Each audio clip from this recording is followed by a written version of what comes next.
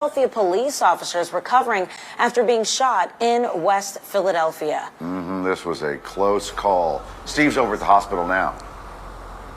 Well, Mike, we talk so often about Philadelphia police doing their scoop and run where they pick up people that were shot and they rush them here to this very emergency door. Well, this 32-year-old officer's partner drove him in their police car into the emergency room once he saw his partner get shot at. He was shot at 4 times, but hit with 2 of the bullets, and they didn't know if both had gotten into him. He was hit in the chest right about heart level, but that hit the vest, and the vest saved his life.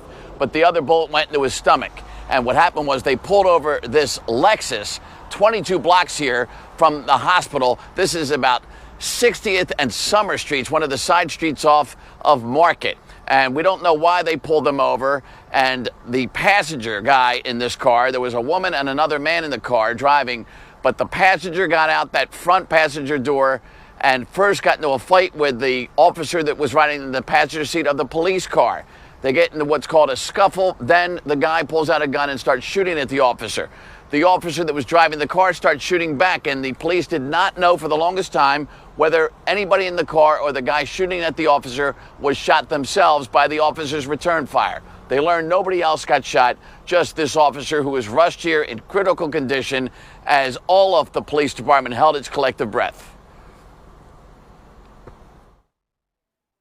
It's just a very dangerous and difficult job done by very brave people, and they go out every day to try to keep us safe and put their lives in harm's way, and their health in harm's way, and we can't really repay them for doing that kind of work. So our prayers are with the officer and all of our officers to make sure that that he recovers and they stay safe. After the surgeries, after the shootings, there's still trauma there.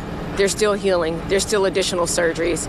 And then there's still officers that are still out on the street. And they need to be reminded that not only are they supported, but this is still a noble profession. And we're not doing this in vain. I said before, we don't sign up to be martyrs. So multiple law enforcement sources close to this case were giving me the information and giving me these pictures. And we had a picture of the rifle that was in the back of the Lexus when it was found abandoned. And then also, we learned that the guy that they were looking for, because they got the man and the woman first, but they didn't get the shooter, and then they found out this guy was on Geyer Avenue, and that was the SWAT team going to get him. Now, we're withholding this man's identity. We can see we covered his face, and we're not saying his name, but we know a whole lot about him.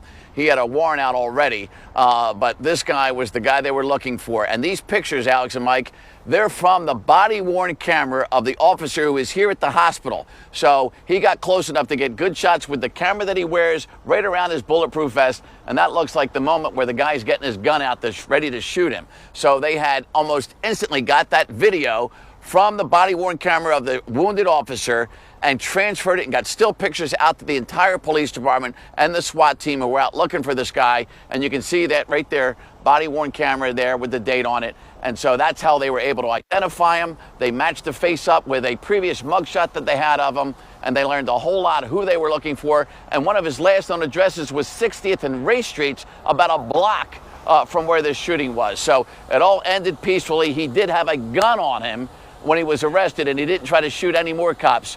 Smartly for him, because he would have got taken down by the SWAT team. So everybody is very happy. We'll be enjoying the Super Bowl a whole lot more, knowing that one of our many 6,600 super men and women of the Philadelphia Police Department will be able to watch that game and hopefully not watch it from a hospital bed, but home with his family and friends and colleagues. Yeah, please, please. We're hoping for that, for sure.